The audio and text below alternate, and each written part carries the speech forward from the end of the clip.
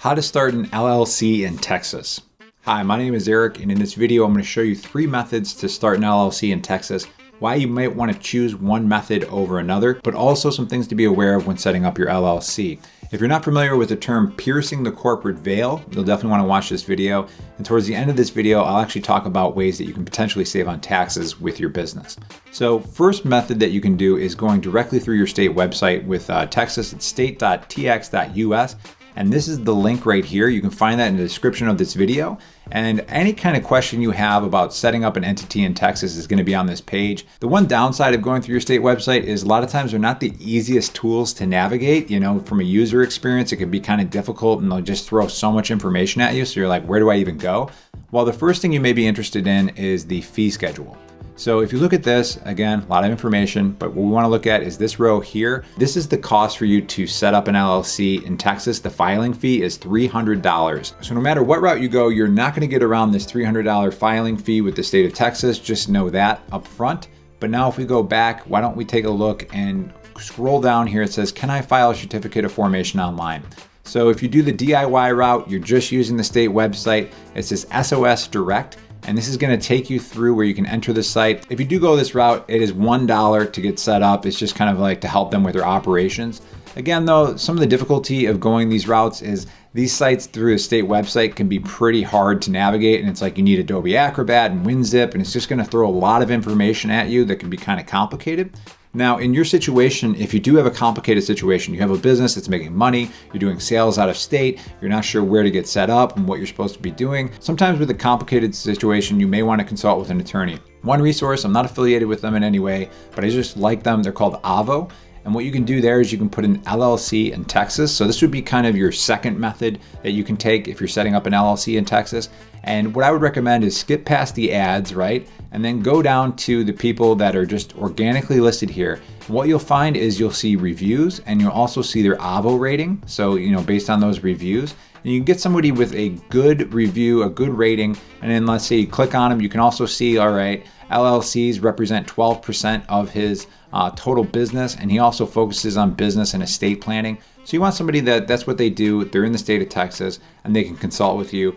Some of these people you'll find on here also do offer a free consultation.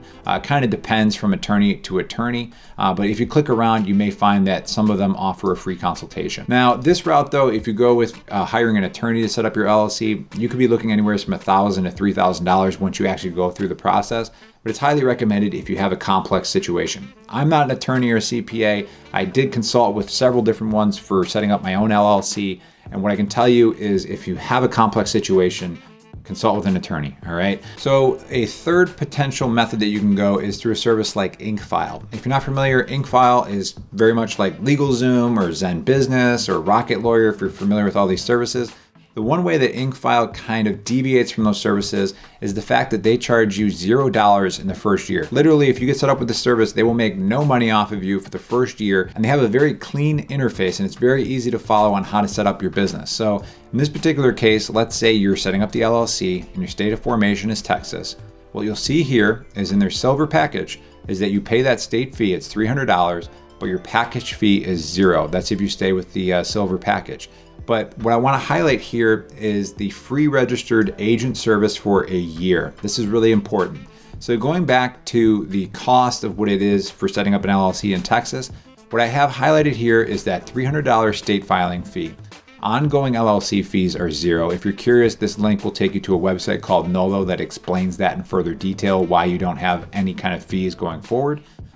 But you'll also see that there is a registered agent fee of $119. Now, if you go back to the InkFile page here, you can see that it's a free registered agent service for a year, but year 2, year 3, it's $119. Now, you might be wondering, like, what is a registered agent fee? This InkFile service, tons of great resources in here, and they have about registered agents.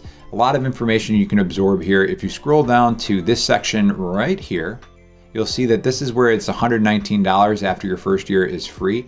But really what a registered agent is doing for your LLC is it's making it a legit entity because it is required that you have a registered agent on file. And typically that registered agent is a third party that accepts legal documents, also lets you know if you need to renew with the state, if there's any important updates or anything that you need to do that's very important for your business. Now, in the unfortunate situation, if you were sued by an outside party, what would happen is that attorney would actually send the document to your registered agent, which would then give you that legal document letting you know that you're being sued and what you need to do next. And that's why it's very important to have a registered agent set up. In fact, if you do not have a registered agent for your LLC, it could be found that your LLC is not legit. Now, why is that important? At the beginning of this video, I talked about piercing the corporate veil.